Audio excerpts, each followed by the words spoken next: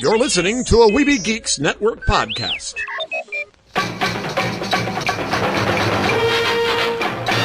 It's the Neverland Podcast, episode 116. Up to Neverland! I can start at the right and stay until morning. Neverland.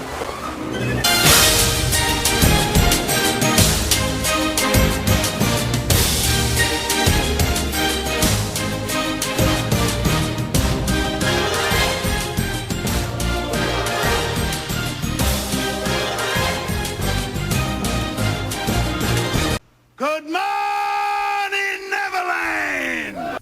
All right, take your pixie out of your pocket, get some of that pixie dust, and sprinkle yourself with it from that there pixie, because it's time to fly to Neverland, and I, of course, am your host, the Spider-Pan Jeremy, and with me again... Heather, the Windy Nerd. Yes, we are here again, and we've got so much stuff to put in here that... Let's see, we've got a visit to the trailer park, we've got some Neverland Story Time, we've got some audio from Disneyland that Lost Boy Eric has brought us, and then I have a wonderful conversation with Dale Wentland from the D-Cast. We might as well just get started right on here with a visit to the trailer park.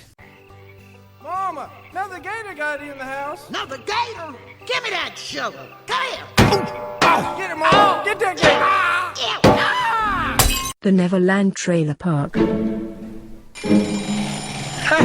Morning!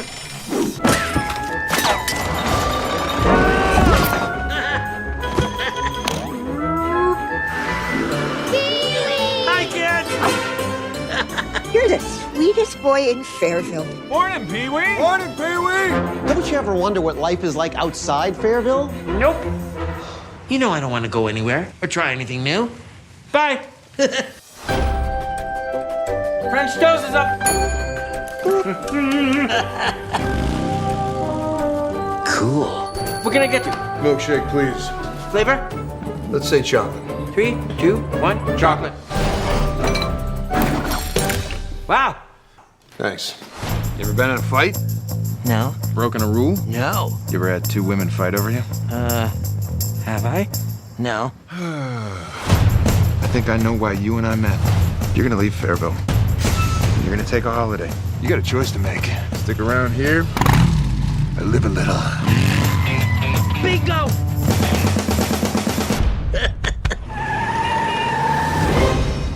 My very first holiday is off to a perfect start. The Jackers, where you headed? Drive, Pipsqueak. Come on, let me go. Where are we? The woods. New York City. Our village. A snake farm. Oh, you coming with us? This your lucky day. Where should I sit?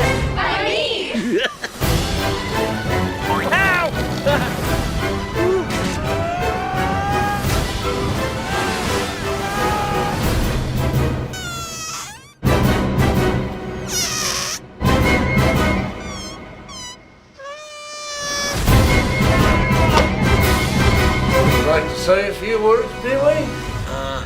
Encyclopedia? Pimple? And, hairball.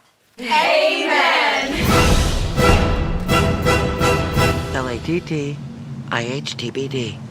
Look at the time. I have to be going. Okay, now this is different, because this is not actually going to be in theaters. Yeah, and, yeah. Yes. Looking at me doesn't translate onto a podcast. But this will be on Netflix, March 18th. This is Pee-wee's big holiday. And you can't really call any of these Pee-wee Herman's movies sequels, because really Big Top Pee-wee is separate from Pee-wee's Big Adventure. And really with this, the way they're presenting it, you know, like Pee-wee has never left his town, never been in a fight, and when Pee-wee himself, Paul Rubens posted this to Facebook on the official Pee-wee fan page, somebody had mentioned, it's like, well, Pee-wee got in a fight with Francis, but, okay, you have to rule that out. That didn't actually happen, because also in Pee-wee's Big Adventure, he did leave his hometown and went across America. So this is almost like finding a new way to do a similar movie with Pee-wee just going across America and having fun, different adventures in different situations. Yeah. I agree. And nothing more to add. Nope. Wow, okay. Well, I never saw Big Top Pee-wee. Well, that doesn't matter. I've seen Pee-wee's Big Adventure, though. Yeah. Well, but rating on this trailer, though. Yeah, it's kind of the same story, like you said, where he leaves and is thrown into some odd situations, and looks like according to the trailer, the first thing is he's getting carjacked. Yes, by a bunch of people robbing a bank, a bunch of women. And it just kind of seems like it goes downhill from there, and they, several different things that they throw in there, and that he's, different kinds of people that he fell in with, and he always falls in with like some crazy people that you think he might be in trouble, but they end up really liking him, and then they'll probably all show up in the end to help him out with whatever, because there's probably something that other than meeting the guy on the motorcycle, which I swear he looks so familiar. I'm going to have to look up who that guy is. Yeah, he did look familiar. I cannot think where I've pictured him. He almost reminds me of the guy that was in Arrow that played Deathstroke, but not quite. I don't know if that's him or not. I don't know. He does remind me. They grizzled him all up, so it's kind of hard to see what's really his face and what's he's the biker, so But I'm kind of thinking, he gets slightly inspired to take a trip from that guy, but I'm kind of wondered if there's something else he decides he wants to do, because he's headed for the Big Apple according to the sticker on the back of his car. Yeah. I wonder if there's something he finds out that he really wants to go and do, and he finds the excuse to finally leave. It's probably something silly like the Big Apple is like really a Big Apple, or something like he wants to go see. I mean, because that sounds very Pee-wee-ish. Let's go see. That would be. He wants to actually find the world's biggest apple or something. Yeah, or something like that. That sounds more like Weird Al Yankovic with the biggest bottle of yarn in Minnesota. Well, I mean, it wasn't in Pee-wee's Big Adventure. He wanted to go to the Alamo or something like that. Yeah, well, no, he was looking for his bike. Oh, that's what it was. At the Alamo. Yes, okay. I'm pretty sure no one's going to steal his bike this time. No, because I don't even see him having a bike. Like, he had his little car. Car. A very Mr. Bean kind of car. Yes. I got to say, it does remind me a little bit of a Mr. Bean's holiday sort of thing. Where he's just going to end up going into various situations, and him being Pee-wee, you're just going to see how he responds to all these different things. Living with Amish people, he's going to fall in with some guy out in the wilderness, and there's an old lady on a skateboard. Well, I think that's in town in Fairview, because you see her before. It's, you're just the sweetest, nicest person in town. Well. So we'll have some fun, I'm sure, in town before he gets out onto the road and has all these fun interactions. And it would be fun if there's a few throwbacks to Pee-wee's Big Adventure. Maybe he runs into Large Marge again, or was that who it was on the truck? Yeah. Get some platform shoes. Get some, some little throwbacks. Maybe at one point have him on the bicycle just for fun. Because it looks like they really are trying to remind everybody of how much fun Pee-wee's Big Adventure is, and saying, well, here's a similar type of thing. And people seem to be getting really excited about this, because he's in his 60s, I believe, now. And you can kind of tell. You can kind of tell. He's he can still pull off and everything, and he doesn't seem like he's aged a whole lot, but that's a lot of makeup. So yes. Yes, that's when you realize he's always had a lot of makeup on to make it. For Pee-wee. Yes, for Pee-wee's character. But overall, very exciting. Looks like a lot of fun. This will not, like I said, be in theaters. This will be on Netflix. And though it's not a Disney movie, but it is Disney kind of fun, right? Yes. We think so. I think Pee-wee could make a Disney movie if he wanted to. Probably. So I think he's probably voiced some characters if I looked it up. I bet he has, but I don't know. I'm sure he has. He probably has. He's done a lot of little things since, the Pee-wee days that we remember a long time ago. Yeah. That were just little things here and there. And appearing as Paul Rubens, there was being the spleen. But that's what we think of this trailer. And now I think it's time for a story. This is your Neverland Story Time. You can listen along with your MP3 device. You will know it is time to listen when you hear the chime like this. Let's begin now. This is a Disneyland original little long-playing record, and I am your story reader. I am going to begin now to read the story of Bedknobs and Broomsticks. You can read along with me in your book. You will know it is time to turn the page when Tinker Bell rings her little bells like this. Let's begin now. Eglantine Price was a most unusual lady. She lived in an old house overlooking the English Channel. Carrie Charles and Paul Rawlins, sent to board with her during the Second World War, weren't sure they wanted to stay. Miss Price had a strange hobby. She was taking lessons by mail on how to be a witch, hoping she could help England with her magic. The day the children arrived, she received her broomstick in the mail. Deciding to leave, the children were climbing out a second-story window when Miss Price came flying out of the house on her broomstick. It was a short ride.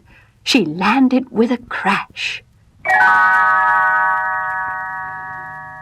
The next morning, Miss Price gave the children a magic bed knob. You turned it on the bedpost, said some special words, and the bed would take you where you wanted to go. When the last of the lessons on substitutionary locomotion did not come in the mail, Miss Price decided to go to London and ask her teacher, Emilius Brown, what had happened. Everyone climbed on the bed, the magic words were said, and they were on their way. They found Emilius Brown selling magic tricks, horns and whistles. He told Miss Price he hadn't sent the last lesson because he didn't have it. "Filigree, apogee, pedigree, perigree," said Miss Price. Professor Brown turned into a white rabbit. After she had changed him back, Emilius told Miss Price he had gotten the magic words from an old book in his house on the other side of London.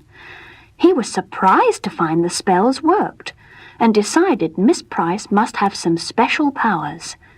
Using the travelling spell, they were soon airborne again, high over the roofs of London. The bed came to rest in front of Emilius's fine old abandoned townhouse. While he and Miss Price talked, the children explored. In the nursery they found a crumpled linen book called The Isle of Naboombu. It had pictures of animals dressed like people. Then Emilius found the volume he was looking for. It was called The Spell of Astaroth. Several pages were missing, pages which contained the magic words Miss Price needed. The trail led to a bookstore on Portobello Road. The bookman had the missing pages, which said the words were engraved on a jewel, and that the jewel was on the Isle of Naboombu. When the bookman found Paul had a book about Naboombu, he tried to get it away from him. Just in time, they all climbed on the bed and took off for the island. Instead of landing on Naboombu itself, the bed came down in a lagoon and promptly sank to the bottom. A large bear, who happened to be fishing, pulled it out. He was about to throw everybody back in, but Paul demanded to see the king. The king had his own problems. His favourite soccer game was being postponed for lack of a referee. So Emilius volunteered. Many kinds of animals were playing: a hippo, a kangaroo, a cheetah, an ostrich, and an elephant made up the blue team. The king's team, the Dirty Yellows, included a rhino, a crocodile, a hyena, a warthog, and a gorilla. Luckily, the king's team won. Emilius got the magic jewel, but lost it on the way home. Then Miss Price found that the words she needed had been in Paul's book all along. She tried them first on Emilius's shoes, then Charlie's trousers, then her father's sword. And it worked! They came to life. Feeling his work was done, Emilius set off for the railroad station, only to find that it would be hours before the next train. Returning to the house, he discovered that Miss Price and the children had been captured by enemy soldiers and taken to an old museum. He changed himself into a rabbit, with some difficulty, and followed. By the time he arrived at the museum, the spell had worn off. Miss Price told him some commandos were attacking the English coast. Looking at the armour in the museum, Emilius thought of a way to drive them off. They would use substitutionary locomotion. Miss Price said the magic words. Flags fluttered, drums began to beat, and trumpets played. The suits of armour came to life. Mounting her broomstick, Miss Price led her army forth. What a sight they made! The enemy fled in terror, and Miss Price had done her bit to save England. Cosmic wizards of timeless times, teach my tongue the transcendental rhymes.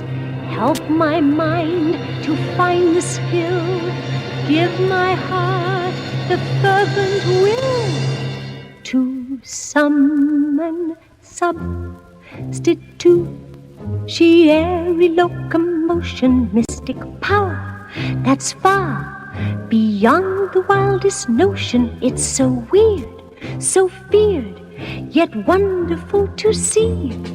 Substitutiary locomotion, come to me. I don't want locomotiary substitution or remote in transitory convolution. Only one precise solution is the key. Substitutiary locomotion, it must be. Substitutiary locomotion can create a state of clamorous commotion. It's the spell to quell invasion from the sea. Substitutiary locomotion is the key to guide the tide that's stronger than the ocean. I want substitutiary locomotion. It can cause the force to keep our country free. Substitutiary locomotion, work for me.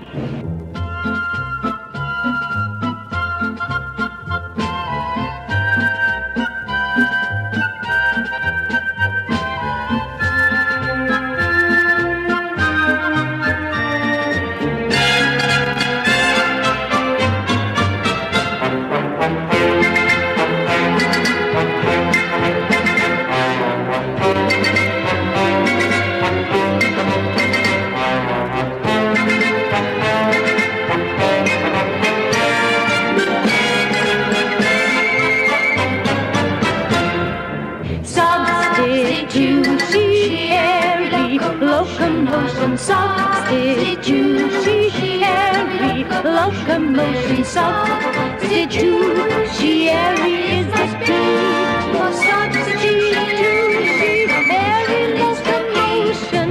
Substitutiary locomotion, I want substitutiary locomotion. Substitutiary is the key for substitutiary locomotion is the key.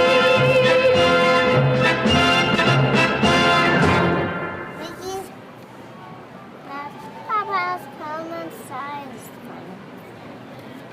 Because Papa's come inside is funny. I'm like You ever need a tow? You know where to go. Trouble if you get in trouble. Shoot, it don't matter if it's big or small.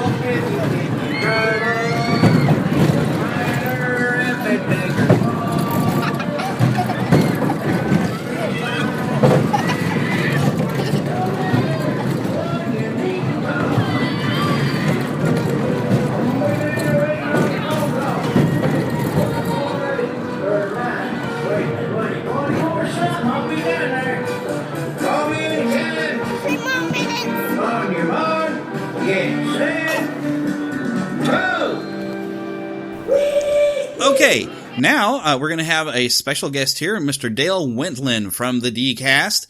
We did record this before the Deadpool movie comes out, so I did want to kind of make you aware that we are going to mention, he does ask me if I'm planning to see the Deadpool movie, and I was a little bit undecided. I figured I was probably going to see it, but I figured I'd go ahead and bring that up. That way you know that, yes, this is not quite exactly current. And if you wanted to see my review of the Deadpool film, it is at the news.neverlandpodcast.com, or if you go to neverlandpodcast.com and click on the news thing there on the menu, you will be able to, of course, find our news page. There's been some other articles since my review of Deadpool, but you could track it down there if you are so inclined. But now, without further ado, let's hear what has been previously recorded. To Disney and beyond. All right, Neverlanders, it's time to further your education of the Marvel Universe, as well as the DC Universe, as we jump back into class. But this time, we've brought in somebody from the D-Cast. If you have not been listening to the D-Cast, I have mentioned them before, but now, I've got a theory on the D-Cast. The D-Cast is a D, not for Disney. No, it is the Dale Cast. So we have Dale that came in. Dale Wentland, welcome to Neverland. Hey, thanks for having me. But see, I'm right, isn't it? It's the Dale Cast. No, it really isn't. Andy is the creator of the D-Cast, and I joined him, and then we became partners. But you know it's the Dale Cast. It was meant for you. Andy knew you were coming. He must have. He must have known. But I thought it would be fun and interesting because you love to do like a lot of movie stuff, and you have some fun movie theories and stuff. Yeah. So we're going to talk some of these movies that have come throughout history with DC and Marvel, and how they've kind of been in competition throughout on television and in movies, and look into the future of what's coming. A lot of exciting things to get into. But some of the earliest things that I know of that were created were these serials that, these were done back in the movie theaters. You'd go Saturday morning, you pay your nickel, and you could just sit in there and watch these. And they had a black and white Batman serial. And I think you had mentioned before, you have actually never seen any of these. No, I know they exist, but I haven't seen them. Oh, believe me. Because they came out on DVD back in the day. Yeah. I actually found those in a public library, and I checked them out thinking, wow, this is kind of neat. And I started watching, and I'm like, wow, this is kind of boring. Yeah. Well, just the way the storytelling is, like, even nowadays, I find that some people think like Indiana Jones and the Last Crusade.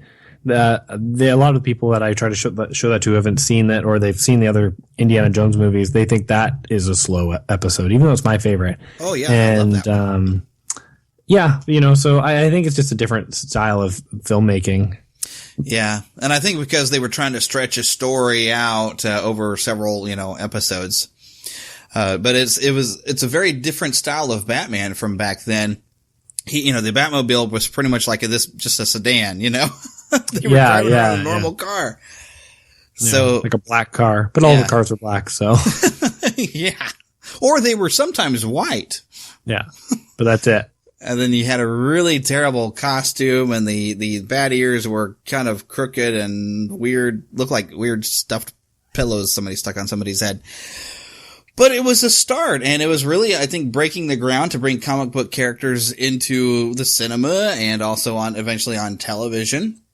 So you got to give DC some credit for getting that started, because I think they were probably more well known at the time, for bringing Superman to television with George Reeves. Have you seen any of those? Well, I've seen bits and pieces of them, yeah, but I was born in 1985, so. Oh, you're a youngin'. So like I've seen them, and I've watched like bits and pieces. I used to watch the Batman TV show a lot when I was a kid. Yeah, there we go. But yeah, George Reeves is even too far back for me. That's too far back for me, really. But I remember Nick and Knight, when they started showing it, I would try to watch some, and I appreciate the effort they put into the costume, but it looked like he was wearing a pair of thin sweats. Yeah. And they'd have like a thin paper wall, and he'd jump through it and get into his hands in his hip, that Superman pose that the bad guys would shoot, and they would have these little sparks that they would kind of draw on him, and everything's like ping, ping, ping, and then he would duck when the gun was thrown at him. Yeah. So, but because it's still, the gun was a real prop, and he couldn't get hit by it. Right. But once again, it's bringing superheroes to TV, and Shazam eventually even had a television show, I guess, at some point, which, well, of course, I think he was known as Captain Marvel at the time, but he got well known as Shazam, and he wasn't quite part of the DC universe, was then brought in. But as you had mentioned, now the one that I remember seeing, because they put it on syndication, I remember here in Kansas City, which you're way up there in Canada. They started not actually up, but yeah. Well, north,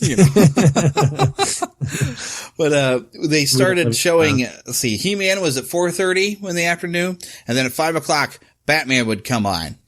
And they actually made us wait with the 60s series. They would actually have one episode, because now if you catch it on TV, they're going to show a back-to-back episode, so you get to see both parts. But we actually had to wait till the following day. And if you went till Friday and you had the cliffhanger episode on Friday, you had to wait until Monday to see how Batman was going to get out of it. Yeah. Yeah. Yeah. Well, my big introduction into Batman was the Tim Burton movies and then the animated series that followed. Oh, yes. Which we'll catch up to that. We got a long way to go. So, but you have seen at least some of the 60s Batman, I guess, then later on, right? Oh yeah, like everything and the movie. Oh yes. We actually watched that in my middle school. We used to, when we would be going on like Christmas vacation or spring break or whatever, they would bring an old film strip movie and we'd all go into the auditorium and watch it. And that was actually one of the films we got to watch was the old Batman movie.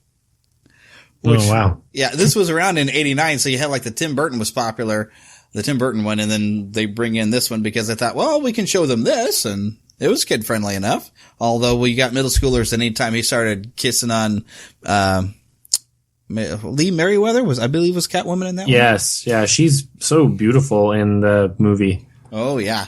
Everybody was going, woo! Whenever they start kissing or something. Yes, we were real mature in middle school, we are. But that was actually the Batman I grew up watching. That and have you ever seen any of the old Super Friends cartoons? Yep.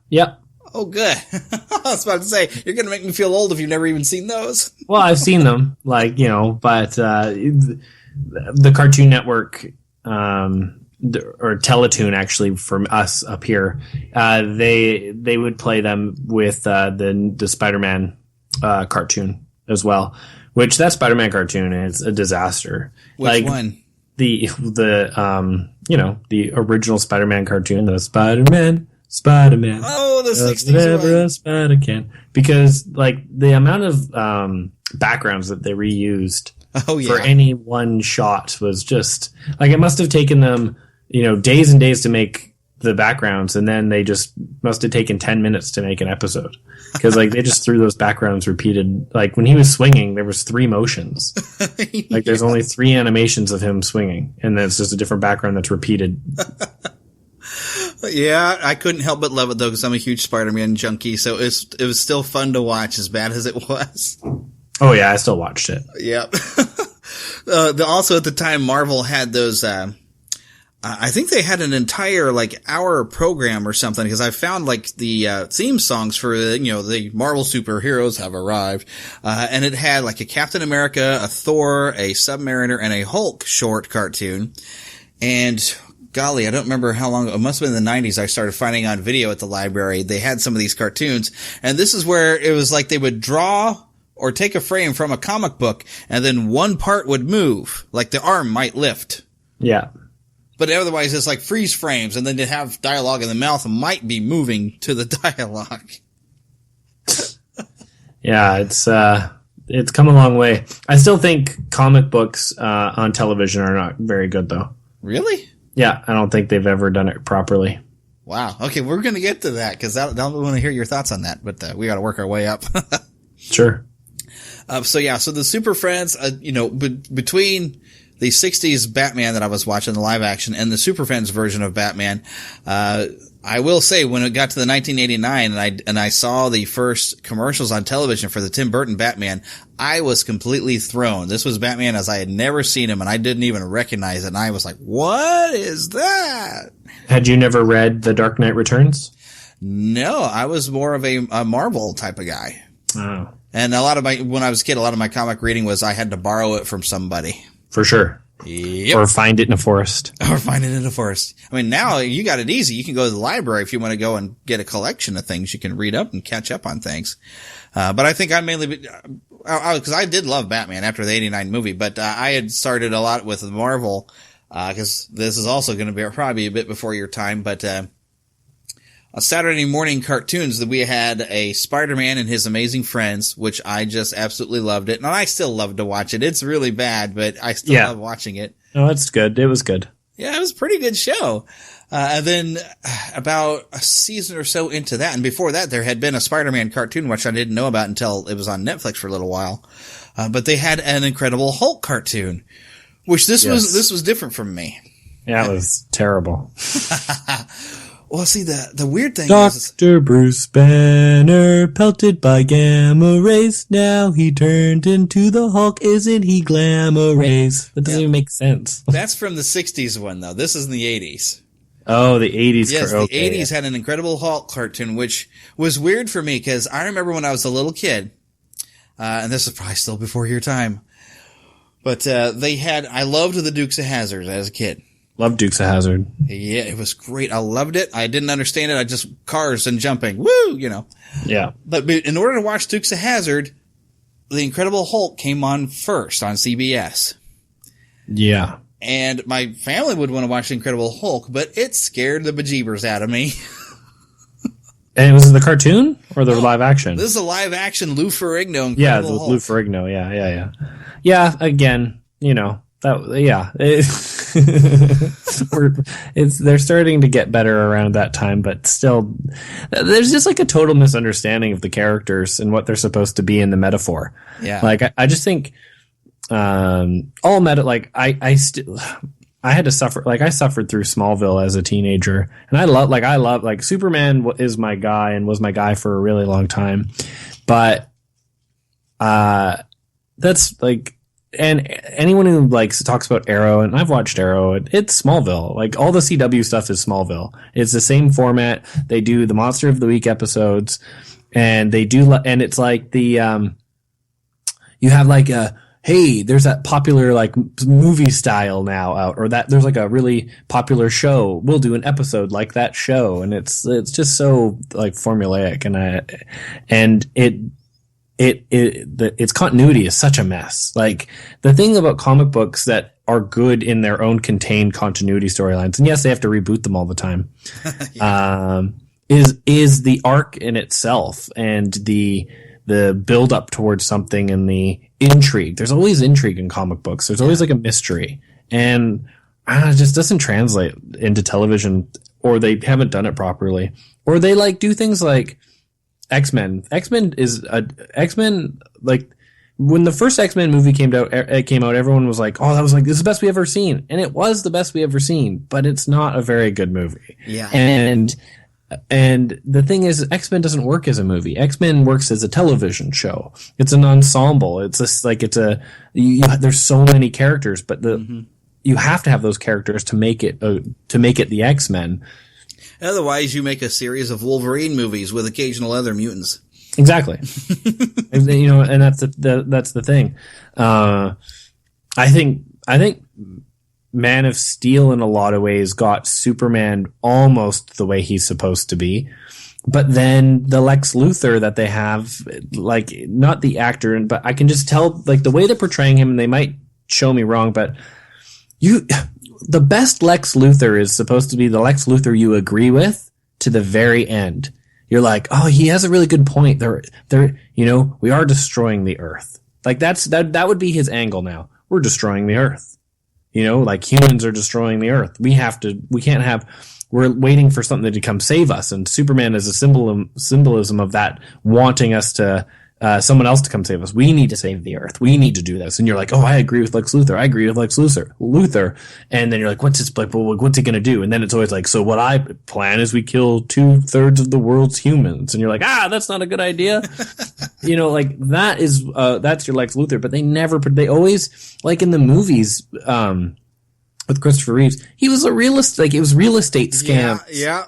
It was all real estate scams, and then Superman Returns. It was another real estate scam. And that, so They just don't get it right. They just they make the characters whatever they want to make them, and they just don't translate it properly. Yeah, that's one of the things that's been weird. It's like, okay, DC has had whatever this deal is with Warner Brothers for so long.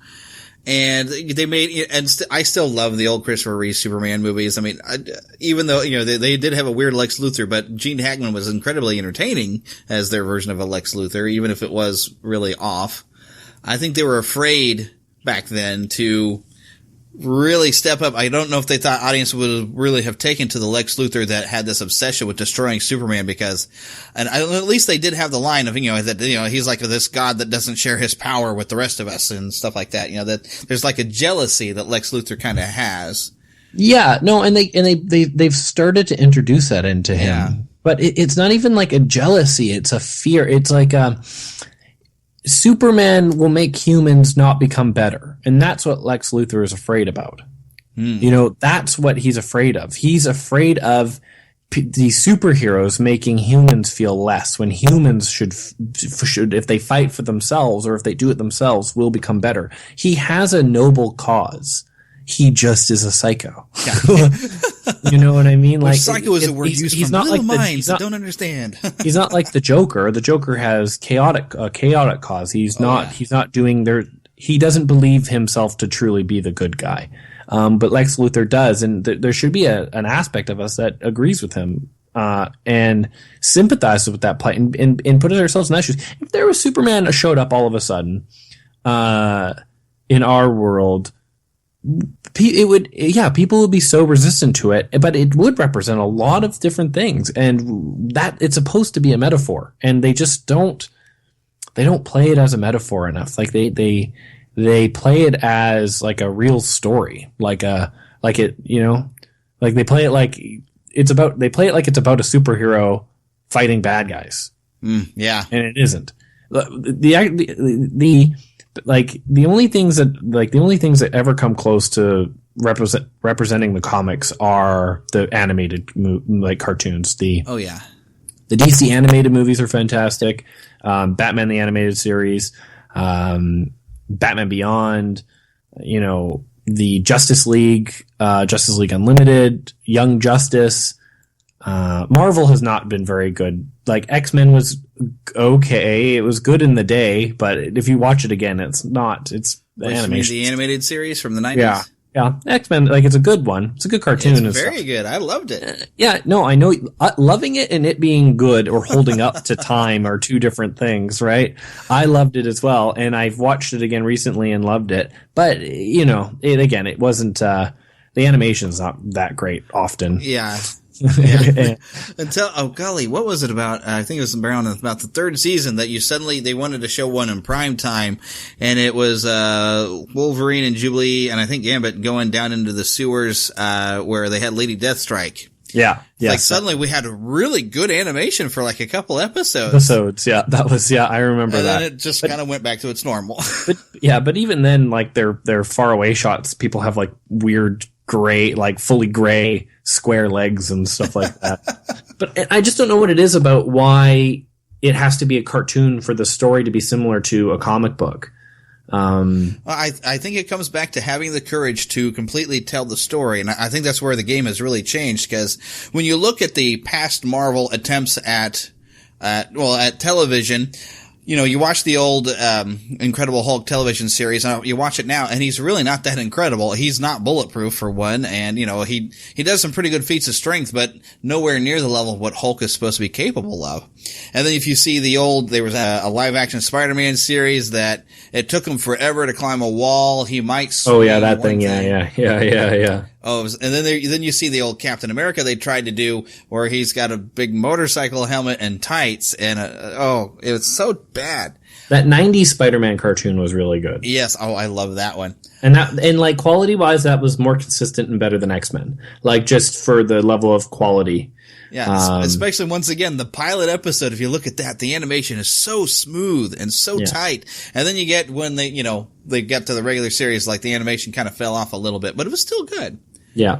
But I think with movies, how they were afraid to take the risk, because you watch, the Incredible Hulk television series or the old Spider-Man television, they never fought any of the supervillains. And it seems like Marvel didn't really take that first step until, well, I mean, granted, you have Spider-Man, but it almost was that formula of comic book movies that, oh, well, the villain will die by the end of the movie. You know, we don't keep villains around. Well, and the great thing about the 90s cartoons, the great thing about the 90s cartoons was they based their episodes off of story arcs in the comic books. Yes. And like, so it would be like a 6-part, you know, which made it impossible to watch in those days because you're like, oh, I haven't seen part 3 yet or whatever, right? And it's part 9 for some reason. Yeah, and I but think that's what the made X-Men them good. Series, they actually had a couple episodes that actually got flopped out of order in the first season. Yeah. Yeah, you know, I think the movies have got like, in a lot of ways, the movies are almost starting to get better than the comic books. Yeah, see, because I think they finally, mainly when it hit to the Avengers, they went ahead and said, you know what? Aliens. We don't care. Aliens are going to come down and invade New York, and we're going to make it work. Yeah, well, that's what happens. That's they haven't got it all right. But brought to life, and it's opened the floodgates of saying, hey, you know what? We can do some of these over the top and big stories and have it actually mean something. And I think that's exactly why they finally got the courage to do something off the wall like Guardians of the Galaxy and found a way to make it work where everybody was going to love it because it's relatable, even if it's kind of that silly nonsense. You know, you got a talking tree that can only say, I am Groot. Well, Guardians of the Galaxy, you know, I don't really class it as a comic book movie. And like the comic book is the source material, but that's like saying The Fountain is a comic book movie, you know? Just because the original source was a comic book. I think that when we talk about comic book movies, we specifically are talking about superhero. And I just feel I think that Marvel did it perfectly up until Ultron 2. Ultron, because Age of Ultron? That movie is not good. Really? And, I liked it. Well, I'll tell you why you're wrong. Wasn't as good as the first one. That's I'll tell you what's wrong about it. Is first off, the best fight in the whole thing happens in the halfway mark. Hulk versus Iron Man. So the whole thing is a downhill from there. Ultron, you know, Ultron was just such a poorly executed villain that Ultron, like, it needed to be something that Tony Stark had been working on that they hinted at earlier on, but because they shoehorned in the villain, they couldn't do that. Another huge problem is what was great about the Avengers is it was a bunch of individual movies leading up to one big movie. Avengers 2 is a movie that is setting up other movies, which is a terrible, terrible thing to do, and we're going to find out that DC might do a better version of it, but it is a bad idea, because when you have Captain America, you give Captain America character and development. When you have Captain America in the Avengers, he has to compete with everybody else. But if you have those movies leading up and then have them in the Avengers, it's okay. You forego need of character development because it's all about a big fight scene and a big battle, which should have been leading up the whole time. The problem with Avengers is it's self-contained. Avengers 2, it's self-contained because it's leading into other movies, which hopefully will pay off in the end. But why does the Hulk jump into put himself in a thing in the ocean when you could have had him trying to stop the land from falling out of the sky and under all the weight, and he's just like screaming, getting crushed under it, and he slows it down enough where it doesn't destroy everything around it, but that he gets like lost and killed or whatever, and we don't know what happens to him. You have the exact same end moment that you want with a shoehorned relationship of Scarlett Johansson and Black Widow and the Hulk, and but he also is a hero. He has a heroic moment, which is the Hulk is that's what the Hulk does. That's a Hulk. I don't know how they didn't see a chunk of land in the sky, not the perfect Hulk moment. And it bothers me. It bothers me to the point that these little subtle changes in that movie, they could have made actual character development, and it could have made sense. Like the Hulk doing what he did made no sense, and it was just it added on time into the movie, and it was just lazy because it wasn't part of their focus. Yeah, well, because it you get the same result at the end, but he's a hero. Yeah, he gets to go out big. It's because as it was more, I've got to leave because I've seen how dangerous I can be, and you're still playing in that fear of the Hulk being like he's afraid he's going to hurt somebody. Yeah, you get zero character development. Yeah, and that's the thing is Planet Hulk, I think will be a fantastic movie, but that whole movie is based on that. You know, like he's smarter when he's on Planet Hulk. And basically the Avengers, the Illuminati really, but it consists of most of the Avengers people. They sent Hulk away because they're tired of dealing with him. And he's on this planet and it's basically John Carter of Mars. I think I saw the animated version of Planet Hulk. I don't know how true the animated it's pretty much the same except for the planet blows up.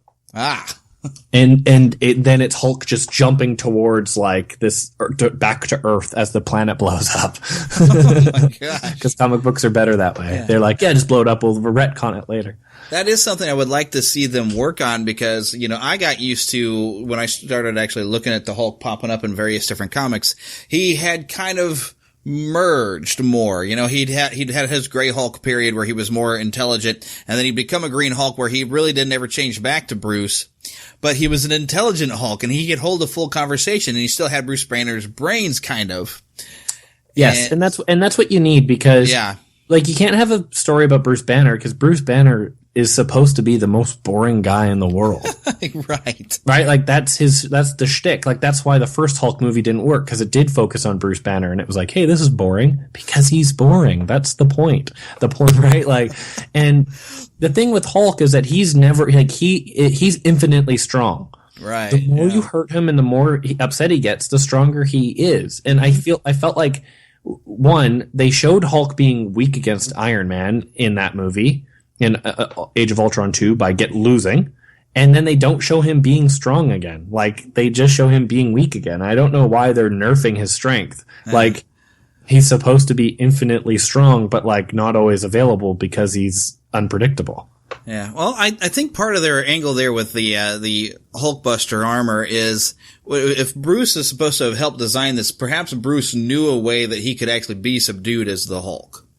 So maybe you could use that as the justification of why Iron Man is able to finally subdue him in the Hulkbuster armor, because that was the entire intention of that, is to finally find something that could stop him. Why is there not like sleeping gas that the suit emits then? Yeah, that's stuff I had wondered about too. Is like, you probably couldn't pierce his skin to drug him, but could you gas him with something and knock him out? But it was more interesting watching the fist thing going through. It's like, go to sleep, go to sleep, go to sleep. Yeah. It was very entertaining that way. Of course. And I loved that scene. Yeah. And then there's an hour left in the movie. Yeah. And I think, as you were mentioning, it's like that's the big fight. And then it kind of comes down because you got to look at it. The Avengers are not always about the fight, although there is a pretty good fight there at the end. I did enjoy it, but it's more of a rescue mission. They're trying to get the people off of the city. And I think that's one of the things that's, the Marvel movies, going back to even the 2001 Spider-Man. I think they took a note from the old Christopher Reeve Superman where you actually get to see him, save somebody, be a hero, because you never saw Batman other than the animated series. But Batman in the movies, like the Tim Burton ones, he's a hero in the fact that he stopped these evil people from doing more harm, but he doesn't necessarily come to the rescue like Superman or Spider-Man or the Avengers, where you get to see them coming and defending people and protecting people. Yeah. And that's what makes them more feel like a hero, and that's where people get behind. It's something I'm really glad they brought back with the Spider-Man movies, is him coming to the rescue and, getting kids out of the way of a truck in the second Spider-Man movie. Stuff like that. That's the stuff I love seeing in a good superhero movie is, coming to the rescue once in a while. I actually liked The Amazing Spider-Man #1. Yeah. Because I felt that every time they had one of those like cliche moments where it's like, if he would just tell the girl the truth, the problem would be over. They did. They would do it. And I really liked the movie for that reason. Yeah. You know what I mean? Like it didn't give itself like false conflict. But then 2 just was, I still like 2, but it might be just because I just love Spider-Man so much that I was willing to accept it. Because I even though the worst Spider-Man movie was definitely Spider-Man 3, I still have a little part of me that can watch it. It's all producers' fault. You can tell it. That movie is like, you can just tell like producers got over involved in that movie. Well, yeah, and I supposed think to be the Vulture originally. Yeah, I would have loved to have seen that, and they were still talking about doing that for a fourth one. And Sam Raimi was really kind of caving because everybody was crying out for a Venom, and he was not a fan of Venom. And so he kind of read up and he found an angle where he thought he could do it. And I have the novelization. Sam Raimi wrote that with one of his brothers, and they just did their own version of Venom instead of going with what they could use from the comics to make Venom interesting. And there was a lot of Spider-Man fans, and I kind of tend to agree with this, thinking, you could have given Eddie Brock's story and built that up at the end, and then had Venom in his own movie later. Is that way you could really, if you wanted to develop the character that far, because that way you get to spend a movie maybe with Peter in the black costume and learning lessons of, wow, this thing is really doing horrible things to me, and still go with that. And then if you take out the whole concept of, we decided the Sandman now is going to be the guy who actually shot your uncle. Don't change the origin story of Spider-Man. Silly. What's the point? That just tells me that you didn't have a reason to have this bad guy. Yeah, you just didn't have a reason. And Thomas Hayden Church, I thought he was great. Yeah. And there's I like Topher. Yeah. I like Topher Grace too. I don't think it was the right character for him, but I like Topher Grace. He's a good actor, but maybe this wasn't the perfect role for him. But I think they were trying too hard to make Eddie Brock a mirror image of Peter Parker in some fashion. Like he was an opposite of Peter Parker. 100%. Overconfident. Yeah. Yeah, and they were, but they failed in that. But Boy, did they ever fail on that? Are you going to go see the Deadpool movie? Yeah, I think I'm going to try to go hit it. I usually don't do R-rated movies myself, but really, because what you put into your brain comes out, and so I'm careful what I feed myself because Here it's 14A. Oh, really? Well, I guess that's helpful. I don't know. We have a different rating system. We have G, PG, 14A. 18A. Huh. So it might not be that bad. But I do plan. I want to check it out because I'm not a big Deadpool fan, but I do have some comics like during the Civil War, and he's a really funny character, and so I'm thinking, well, this could be a lot of fun to go. So Deadpool, a really great introduction to Deadpool is the Messiah Complex series. I've heard of that. He shows up later, and I think in the second, because there's 3 parts to it, and it's about Cable traveling through time, and they end up running into to Deadpool at the end of the universe. It's pretty Deadpool when he I don't know. I think this is going to hopefully be really good, and you will get a Deadpool 2 and then hopefully X-Force. I think I know Ryan Reynolds really wants to get an X-Force going. Which I'd love to see Cable and Deadpool in a movie together. Yeah, I heard that's the plan for 2, and then 3 should be X-Force. Yeah. Unfortunately, because it's R-rated, I can't give it a full review here on the Neverland Podcast after I see it. Because, I try to keep family-friendly and try to recommend family-friendly things, but I'm gonna go check it out at least myself because I am curious enough to check it out, and I love the fact that they brought Colossus in, because since they've within the X-Men films, they've teased you get a little bit of Colossus, I want to see some full-on Colossus stuff, because he's a really good character. Yeah. Remember in the video game, I always used Colossus. That arcade video game, the X-Men arcade video game? Yes. They came up with some really ridiculous powers for everybody to have, like Wolverine had his weird claw lasers. And the one problem I had with some of the powers on the arcade game, since we're jumping everywhere, is Cyclops' eye beam would be like this tiny little blast. It was like, it should be this big, big beam that goes across the screen, but it was always this little pew.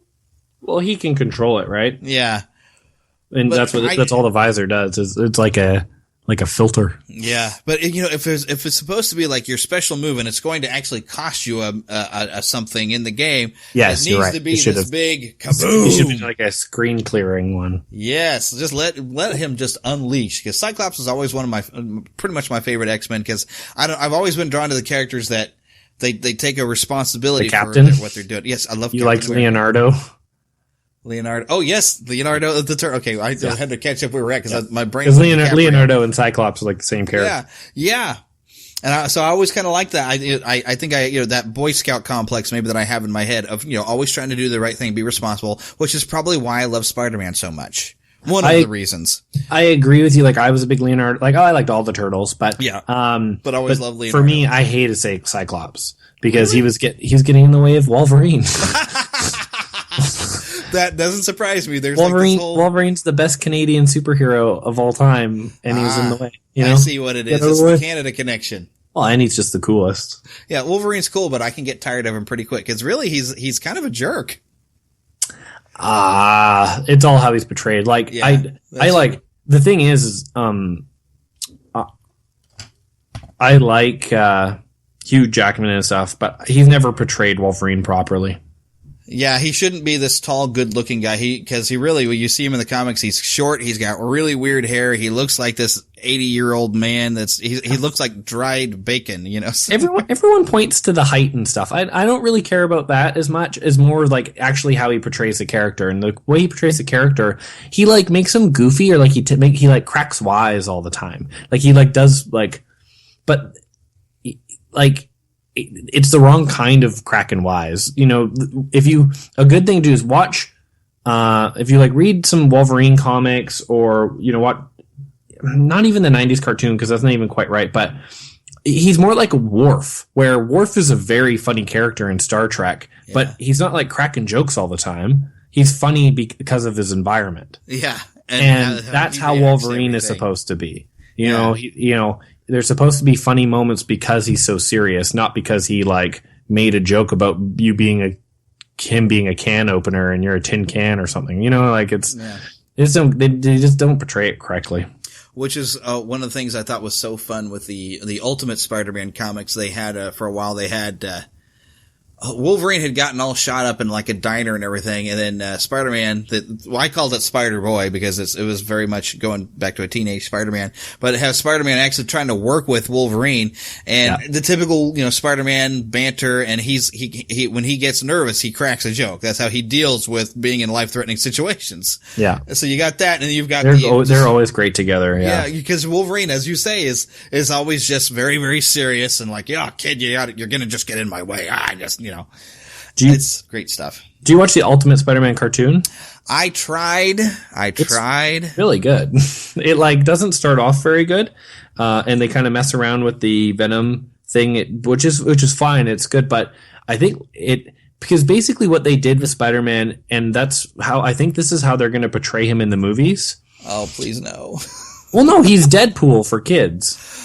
Yeah, that's I think the problem I've had with Ultimate Spider-Man is they played so much to kids that I couldn't enjoy it, and I don't know. I've been really they made enjoying him too silly, and because I loved like the '90s series that we were talking about before. He body swaps with Wolverine in it and stuff. Yeah, you know? that was fun because I did watch for a while, but it's gotten so silly, and they went Web Warriors, and you got Warriors. Too many, I loved Web Warriors. You got too many cooks in the pot. So, he Spider-Ham having him as.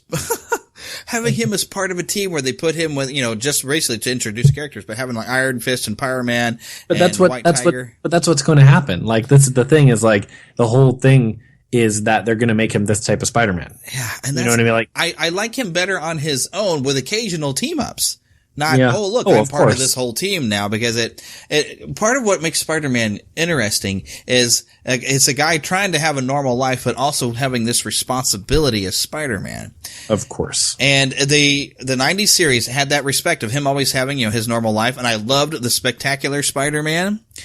That was such a great show. It was so short-lived. It was very sad, but I love the way they presented everything and the characters. And it's Spectacular Spider-Man was really good. It was a shame that it ended. It was so good.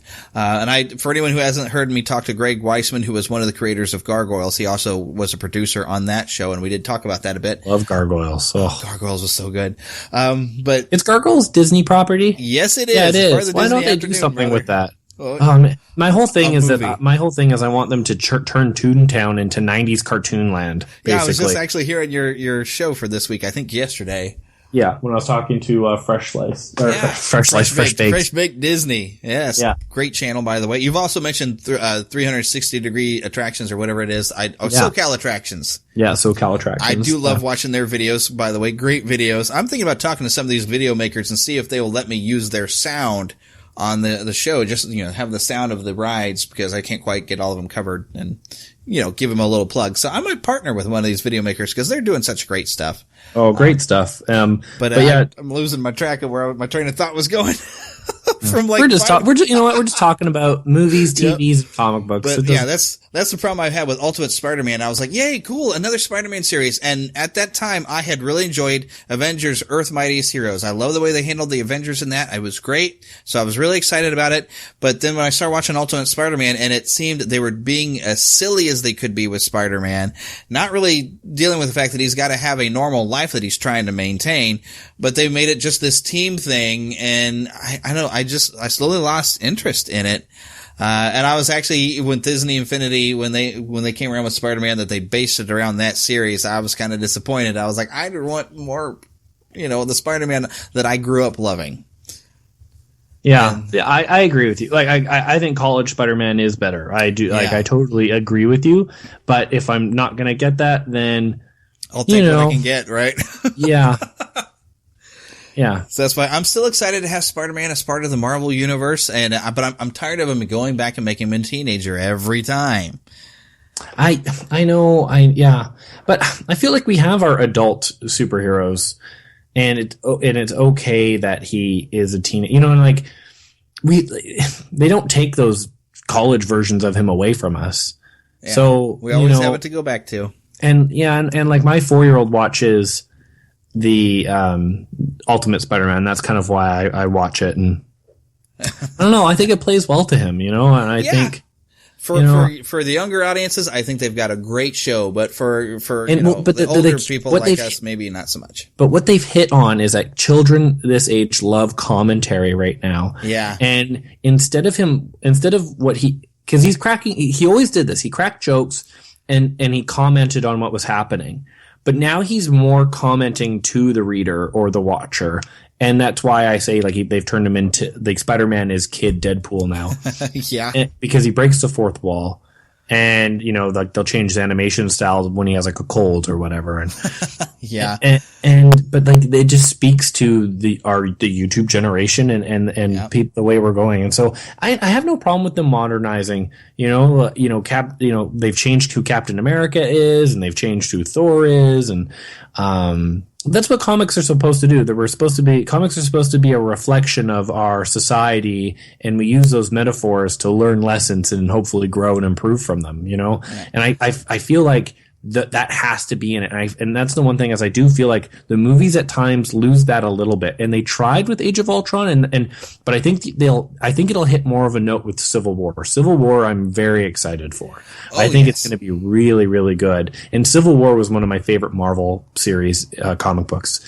Yeah. Although that was but I don't know, a downhill slide for Spider-Man to me. I don't know if people are prepared. Well, they're not going to do that though. They're not going to do the reveal. They already said. Because that really, I mean, it was. I liked Iron so Spider. Interesting. I thought Iron Spider was a cool suit. Yes, it was. Definitely. But that was the beginning of. Granted, it was interesting, to see, he basically broke his rule of, I have to be able to keep everybody safe by not revealing and showing everybody put in danger. And then, of course, because they had made that grand mistake of having him reveal himself, they made a bigger mistake in wiping out all kinds of continuity of him being married. And then they decided, they break it some more by having him swap with Dr. Octopus. And I know a lot of people enjoyed it, but I was irritated with that idea. And now they've even really messed it up by turning him into Tony Stark. I like Superior Spider-Man. I know a lot of people. But yes, he is Tony Stark now. Yeah, he's Tony Stark. I got bored of them. I liked them to start off with, but I got bored of them. The Doctor Strange comics right now are phenomenal, though. Yeah, if anyone has, I think I need to look into it. They're only 5 issues in. They are so good, and they'll make you so excited for the movies. Just in case that wasn't already. Yeah. Well, but it might give you some more context to enjoy the movie. But Civil War is going to be good. I just don't know if people are prepared to have Tony Stark be the bad guy. And unless they actually agree with some of the things he does. Well, yeah, then they might. That is one thing with the Marvel Civil War that I liked about it is if you saw how it started, you could understand Tony Stark's point of view. Well, you can understand his point of view, but understanding someone's point of view usually still means you think they're wrong. But I totally understood. Your wife's like, I understand your point of view, but do the dishes. Yeah, the problem with the registration is that it was going to literally have to be having enforced like that. to where, if you're not going to comply with it, we're going to go after it and have to lock you up on something. That's where they really went wrong. But having the idea of like, hey, maybe we should have and encourage you to train to make sure you are fully prepared to go out there and do your superhero stuff and maybe not have this much of a level of an accident that wiped out an entire school. And that's where I think Spider-Man fits in again, right? That Ultimate Spider-Man's all about him training young heroes to be better, right?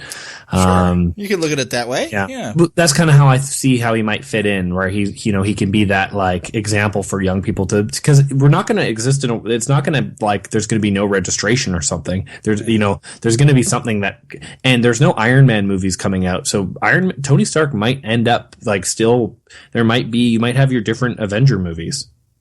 Yeah, I'm thinking some West Coast Avengers is getting started. So, but we probably better wrap this up. We've been going a long time. I'm sure we could keep going for another hours if we had that kind of time, but unfortunately we don't. No, I wish I could. You know what? I'll make an effort to come back on, and I'll make sure to not derail you next time. And we'll plan a time where I can don't have to go make dinner quickly. We can chase rabbits all day if we want to. That's fine, Yeah. Okay, but once again, you can be found at DCast, and your website is thedcast.com, correct? Yeah, so you can, I'm Dale Wentland, DaleWentland, at Dale Wentland on the Twittergram, on Instagram and the tweets, and, it's the Dcast, at the Dcast on Twitter, thedcast.com is our website and our YouTube channel, and we put out a podcast every Monday. We just had Fresh Baked on. We've interviewed Super Carlin Brothers twice. We've had one half of Thingamavlogs, Leo and Sarah. And then we usually talk about what's happening on the YouTube world, but mostly focused on Disney, Marvel, Star Wars, and Pixar movies. And me and Andy, we talk basically like this for about an hour. Yeah, so pretty much if you enjoy the Neverland podcast, you're going to like them too, because we do a lot of the same things. Yeah. We love the same stuff. I occasionally cheat and go and talk about He-Man or something too. Yeah. I get in trouble every time I do that. I brought up One Punch Man, and Andy was like, well, so what do you mean? Like, it's a comic book? I'm like, no, it's a manga. And an animated movie, TV show. It's 12 episodes. But anyways, anyone's listening, they should go watch One Punch Man because it's phenomenal. Yeah, I'm going to have to go check that out just because I'm sure I probably would like it. It just sounds fun. One Punch Man. Oh, it's great. It's great for people who love anime and great for people who don't like anime. And Leo Camacho and I talk about it on Twitter sometimes when we're watching it. Okay. I almost forgot, though, before we sign off, because you love to do movie theories. Yeah. I have now determined, because Marvel is printing Star Wars comics, that the Star Wars universe is now part of the Marvel universe, at least in the cinematic universe, and I guess part of the Marvel universe in comics as well, because they have the comics. But it happened a long time ago in a galaxy far, far away, so maybe it didn't interact so much, except for perhaps the building of Death Stars. Yeah. So planet consumers. Yeah. So if they keep making the Death Stars bigger and bigger and bigger, maybe the First Order creates Galactus. Dun, dun, dun. The ultimate planet destroyer, Galactus. Yeah. And Snoke becomes the Watcher or something. Maybe he is a Watcher. Maybe he is. Maybe he is the Watcher. Yeah. Who knows? Maybe it becomes Luke. Ooh. Scary stuff. All right. Well, thanks for coming on. Yeah. Thank you. I appreciate it. Neverland feedback. Okay, I have a really fun piece of feedback that I wanted to share with you. This was shared on the Neverland page on Facebook, the like page, and it's from Jeffrey Fishbach, and he says, here at work, listening to episode 115, and just wanted to let you know, Jeremy, that yes, KB Toy Stores, I guess he's what he meant, he put stories. Well, when you say toy, you obviously want to say story right afterwards, right? But anyways, KB Toy Stores were all over. We had a copy here in my area of Pennsylvania back in the day. I got most of my Kenner Star Wars toys there. Well, there and Sears. So yeah, I figured there was KB's toy stores everywhere, because I've seen some other photos like, hey, do you remember KB Toys? But I don't think my wife has ever seen one anywhere else. So that's why she was the one that's like, do they even have them anywhere else? And I figured there was. So, but thank you, Jeff, for letting us know that you used to like to shop at one. I worked at one here seasonally, locally, and then the seasonal store did so well at a local mall that the mall is pretty much non-existent anymore. But the seasonal store went so well that they did give us a permanent store, and I was actually working at that KB Toy store when the toys for Episode 1, Star Wars The Phantom Menace, came out, and I remember being really excited to go and seeing all the new toys and getting a look at it and everything, and having no idea that everybody was going to end up hating Jar Jar, but we knew Darth Maul looked really awesome. So yeah, that is our feedback for the week. Now, I have a mission for you guys. Some feedback that I want to hear about. I'm working on kind of a special and a weird and fun kind of wacky episode that's still upcoming, and I want to hear from you on some of the oddball Star Wars items that you used to collect. Like board games. I heard a fun story over at Techno Retro Dads that I'm going to contact one of them to have him tell us about some fun things he used to do with his Star Wars toys that's kind of off the wall. But yeah, share those weird Star Wars memories for weird things that you remember having, bed sheets or whatever. Something that's not the normal thing of like, toys or video games. But, did you have a particular Star Wars board game? What were your memories of playing it? Stuff like that? Because there's always been kind of goofy board games out there. But I want to hear about it. Get in contact with me. Record an audio if you can. And if you need to share it with me via Dropbox, that works out great. Or you can try to send it via email, podcast@neverlandpodcast.com. And don't forget that at our website, you can fill out an entire form to just tell me about it via email. I have a whole contact page now, where it makes it a lot easier to just send an email that way. Alrighty, but that's going to wrap things up. I hope to hear from you all about your fun Star Wars memories, and make sure you come back next week. Thank you for listening to the Neverland Podcast. We invite you back next week for more fun and adventure. Until then, remember to keep a pixie in your pocket. It's that young at heart, positive attitude that you can share with others. And remember to visit our website at neverlandpodcast.com. There you can find links to our news page, a link to visit our shop, and much more.